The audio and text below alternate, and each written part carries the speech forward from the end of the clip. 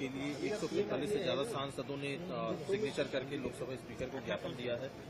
क्या कहना है सर? जो व्यवस्था है न्यायपालिका की वो सर्वमान्य है, सब उसे जानते हैं। अच्छा होता अगर किसी पर ऐसी बातें होती हैं तो स्वयं ही छोड़ देते हैं, कई बार ऐसा हुआ है। अगर जब कोई नहीं उसको मानता है तो उसके लिए ये व्यवस्था है।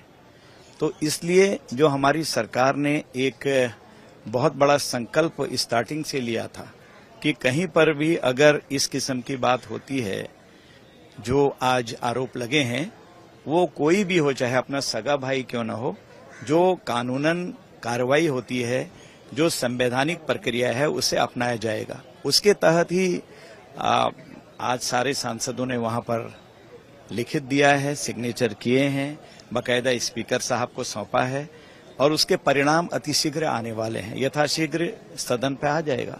सर, जिस तरह से जस्टिस वर्मा के घर जले हुए नोट दिखे थे और बहुत सारे नोट बरामद भी हुए, तो क्या ये जरूरी था कि इम्पीचमेंट मोशन लाया जाए जिससे कि लोगों का न्यायपालिका के प्रति भरोसा बना रहे? ये बिल्कुल संवैधानिक प्रक्रिया है, उसे तो अपनाना ही पड़ेगा। आम आरोपी की तरह से किसी माननीय जस्टिस साहब को इस तरह से आरोपित नहीं किया जा सकता। उसका एक प्रोसीजर है, उस प्रोसीजर के अंतर्गत ही यदि चाहे कोई तो रिजाइन कर सकता है, नहीं हुआ तो फिर उसके बाद क्या बचता है। यही एक तरीका था जो न्यायपालिका ने एक व्यवस्था दी हुई है, कानून की एक व्यवस्था है, तो उस व्यवस्था के आधार पर यही होना था कि महाभियोग ही इसमें आता है और उसके परिणाम निकलेंगे।